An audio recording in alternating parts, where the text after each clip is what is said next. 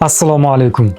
Ba'zida kun bo'yi turmush tashvishlari, tirikchilik yumushlari bilan bo'lib, uyga qaytganimizdan so'ng ko'ngil bir yaxshi filmni tusab qoladi.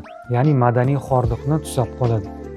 Biz Cinema Time ko'rsatuvi orqali sizga ana shunday ko'rishga arzigulik yaxshi filmlarni tavsiya etamiz. Birinchi filmimiz bu 2019-yilda turk kino ijodkorlari tomonidan suratga olingan 7-bo'limdagi Mo'jiza filmi. Film taxminan 2 soat atrofida, albatta ko'rishga arzigulik film. Bosh qahramoni Memo bu katta yigit bo'lishiga qaramasdan, lekin aqliy imkoniyati cheklangan, fikrlashi 7 yoshlik bir bola atrofida. U oila qurgan bo'ladi, jajjigina qizi bo'ladi, ana shu butun hayotini qiziga bag'ishlab, butun quvonchi uni qizi bo'ladi. Memoni onasi, ya'ni qizni buvisi olmali xo'rozqand tayyorlab beradi. Bizni yoshligimizda eslashadi. Olmali xo'rozqandlar bo'lardi, qizil. Xuddi shunday ana shunaqa olmali xo'rozqandlar tayyorlab beradi. Ana shuni sotib kun ko'rishadi.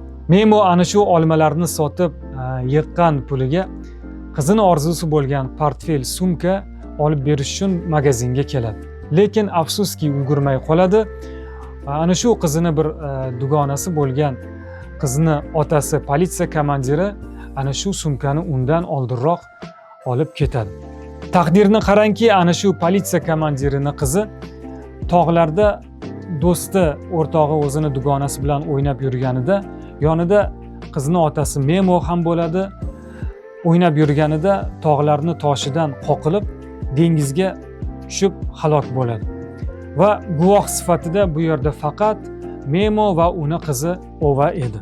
Qizni otasi, qizni dugonasining otasi politsiya komandiri Memoni zulm bilan qamoqqa tiqadi va seni qamoqda chiritaman deb unga zulm ko'rsatib, ayblov xulosasiga majburlab, kaltaklab qo'l qo'ydiradi.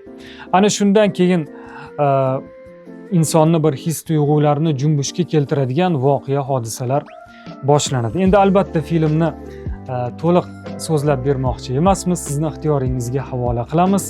Lekin haqiqatdan ham mana bizni platformamizdagi foydalanuvchilar ham o'zlarini izohlarda qoldirishibdiki, yig'lab ko'rdim bu filmni. Insonni hissiyotlarini junbushga keltiradigan film bo'libdi deb izohlar berishgan. Va yana alohida ta'kidlash kerakki, bu filmni dublyajı ham juda go'zal, juda chiroyli chiqqan. Ayniqsa bosh qahramon Memoga Elbek aka Mirzohilov ovoz berganlar maromiga yetkazib buni o'zbekchalashtirganlar. Chunki o'zbekcha tarjimasi ham filmni bir bizga o'zbek zabon tomoshabinlariga muvaffaqiyatli ko'rinishi uchun alohida bir xizmat qilgan. Elbek aka bilan suhbatlarimizda o'zi endi u kishi deyarli har kuni o'nlab balkim kinolarga ovoz beradilar. Lekin alohida haligacha xotirlaydilar, o'zlarini ta'sirlantirgan, o'zlarini qalblarida qolgan filmlardan biri. Buni suhbatlarda ham aytib o'tganlar. Filmlarda qaysi biri desa, o'sha filmlarda o'sha bizani nima deydi, tomoshabinlarimiz miriqib tomosha qilgan o'sha 7-bo'limdagi Mo'jiza. Chunki u yerda ham ovoz beryapsiz, ham yashaysiz, ham ichiga kirib ketasiz, ham billa ular bilan tirilsa tirilasiz, o'lsa o'lasiz. Shu chunki insonmiz, nima deydi, hissiyotlarga berilib ketamiz. Shunaqa paytda kino ham esimizdan chiqib ketadi.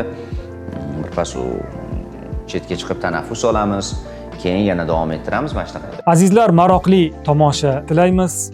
Garchi bu film 2013-yilda mana shu nomdagi Janubiy Koreyaning filmidan andoza olib ishlangan, shuni voqealar asosida ishlangan deyilsa ham, lekin baribir turk kino ijodkorlarining bu kartinasi alohida dunyo tomoshabinlarining e'tiborini o'ziga torta oldi va 93-Oskar mukofotiga Turkiya davlatidan ushbu film eng yaxshi xorijiy film nominatsiyasida nomzod sifatida taqdim etilgan.